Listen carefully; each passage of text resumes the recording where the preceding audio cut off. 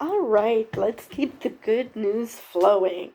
So, the Club Q shooter has pled guilty to the crime under a plea deal. So, let's get to the article.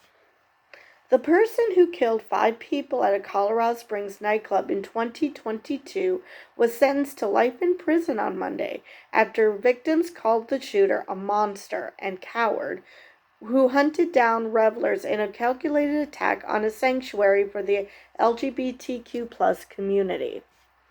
During an emotional courtroom hearing packed with victims and family members, Anderson Lee Aldrich pleaded guilty to 5 counts of murder and 46 counts of attempted murder, one for each person at Club Q on the night of the shooting. Aldrich also pleaded no contest to 2 hate crimes, one a felony and the other a misdemeanor. This thing sitting in this courtroom is not a human, it is a monster, said Jessica Fierro, whose daughter's boyfriend was killed that night. The devil awaits with open arms. I think the devil is kind of would hate the dude himself, so. The guilty plea comes just 7 months after the shooting and spares victims' families and survivors a long and potentially painful trial. More charges could be coming.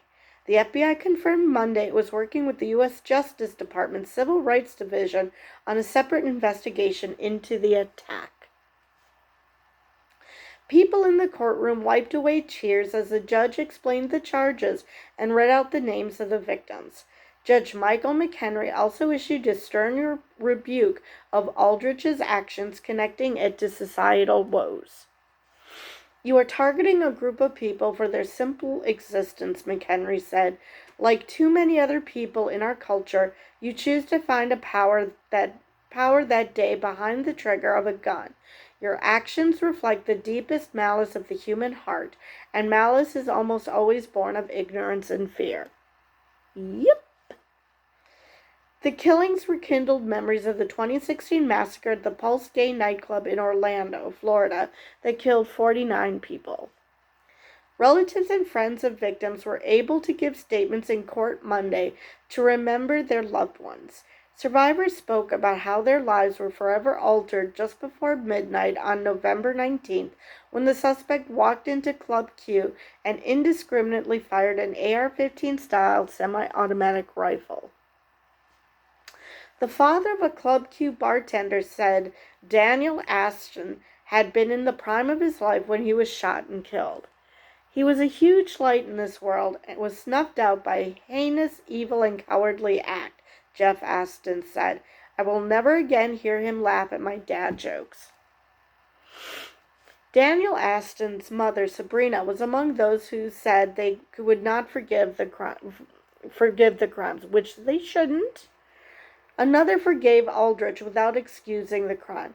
I just do not understand how that works. How can you forgive someone and it's sort of like understanding but not condoning? I do not understand how this forgiving thing works. I forgive this individual as they are a symbol of a broken system, of hate and vitriol pushed against us as a community, said Wyatt Kent, Ashton's partner. What brings joy to me is that this hurt individual will never be able to see the joy and the light that has been wrought into our community as an outcome. Aldrich's body shook slightly as the victims and family members spoke. The defendant also looked down and glanced occasionally at a screen showing photos of the victims. So maybe feeling remorse? I don't know. Aldrich, who identifies as non-binary and uses they-them pronouns, did not reveal a motivation and declined to address the court during the sentencing part of the hearing. Defense attorney Joseph Archibald said they want everyone to know they're sorry. Okay, but, maybe tell us why you did it. Did you do it for a stupid reason and that's why you're not saying? Because you know that nobody would forgive you for said stupid reason? I don't know why he's not giving us a reason as to why they aren't giving us a reason why they did it. The guilty plea follows a series of jailhouse phone calls from Aldrich to the Associated Press expressing remorse for the shooting. Yeah, it sounded like, based on the body language, he felt bad. Which is why why I want to know why he did it. I mean, he obviously regrets it, so why did he do it in the first place? District Attorney Michael Allen said Aldrich's statements were self-serving and rang hollow, and the prosecutor rejected the notion that Aldrich was non-binary. Okay, now that last part. Now, if you want to claim that he's just saying it to save his bacon, fine. But why are you claiming that they aren't non-binary? I mean, just because they're non-binary doesn't mean they can't hate the LGBT plus community. Just like any other member of any other group can hate that same group. It's not unusual. I do not understand that.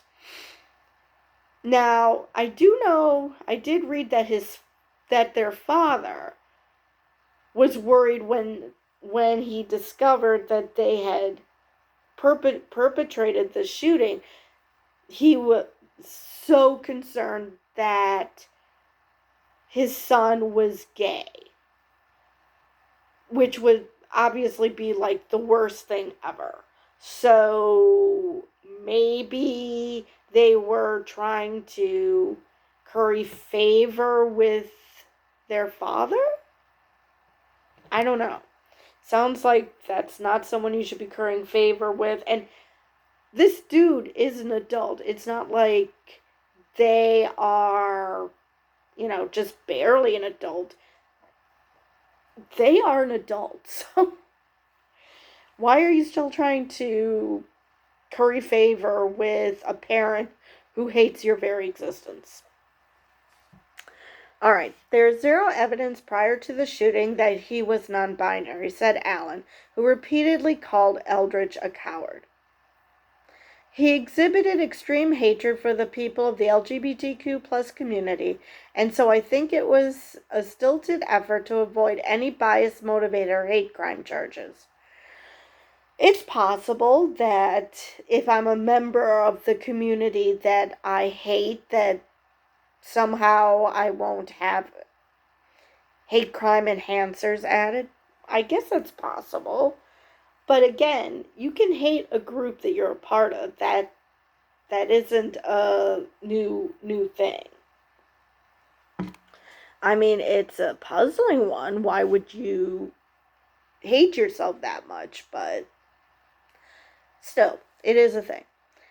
And all the more reason why I really wish they would tell us what was their motivation, because this is very confusing.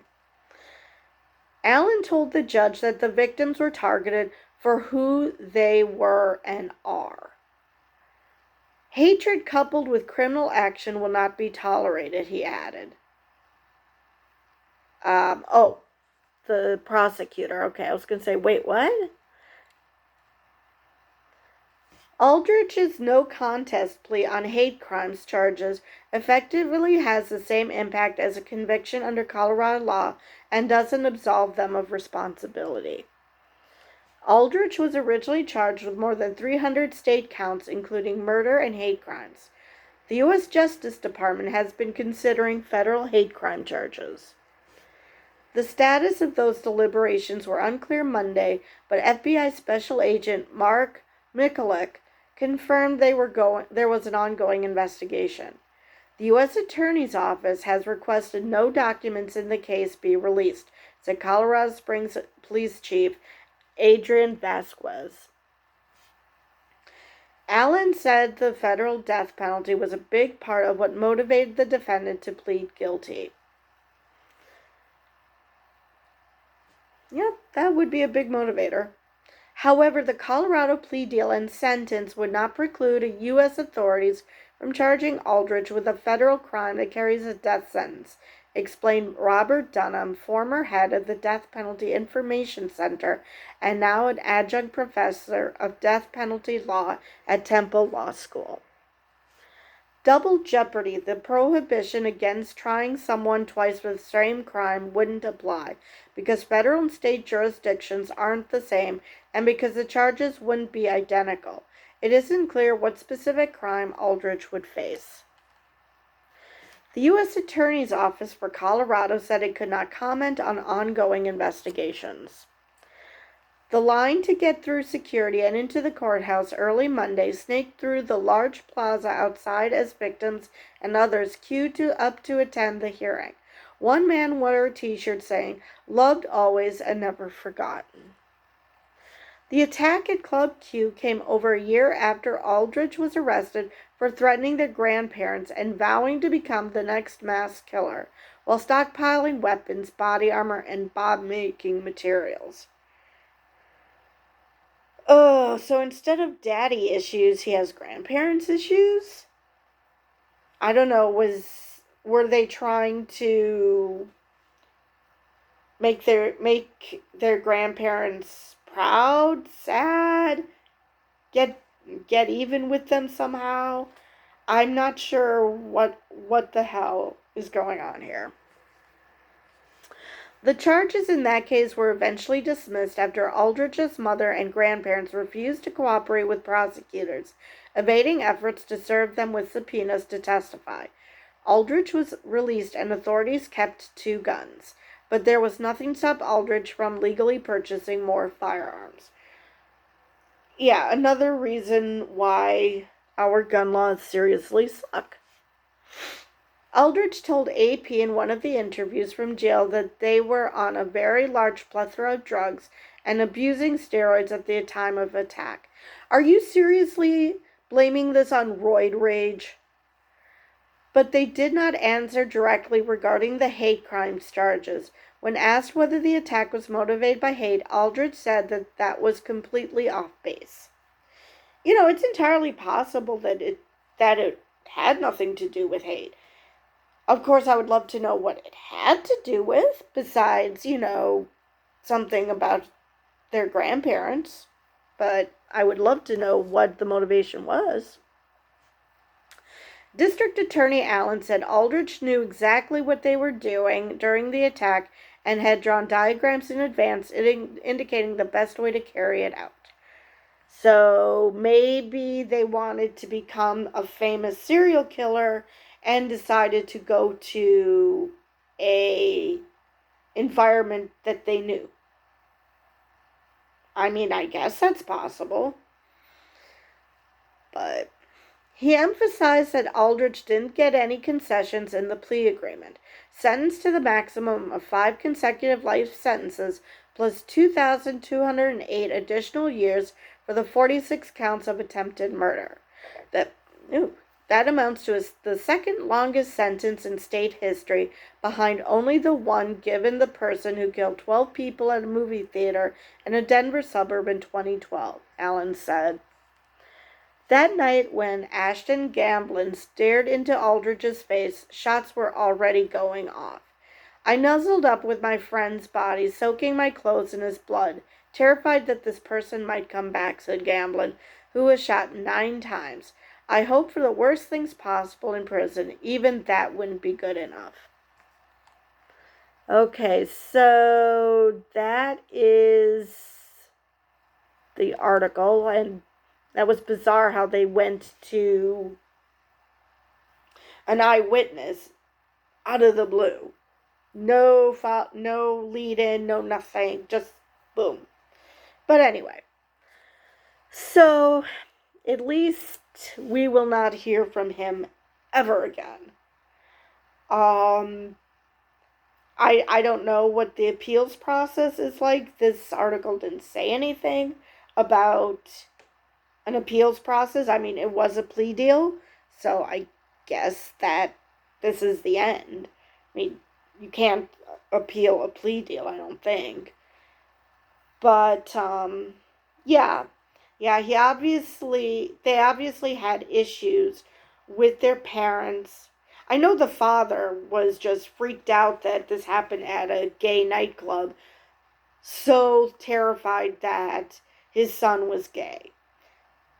Thrilled to find out that that wasn't the case. So I'm assuming that maybe the mother and grandparents feel the same way. Which, if it's true that they are non binary, then that's a horrible position to be in. But again, not an excuse to shoot up a gay nightclub. I've heard theories that they were resentful that other people were having fun at the gay nightclub, being able to be who they want to be.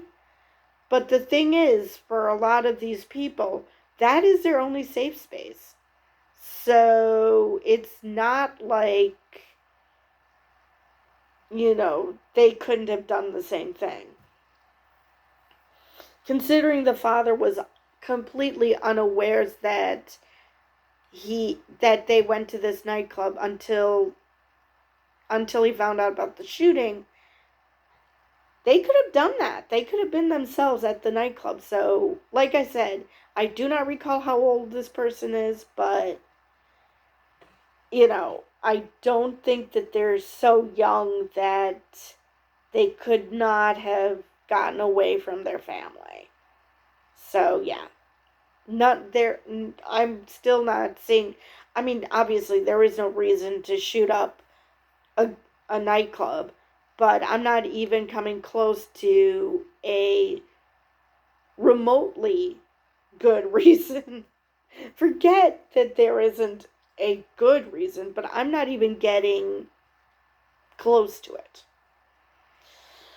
Nothing resembling a good reason, or any reason for that matter. So, anyway, that is all I have for this video, and I will see you guys in the next one.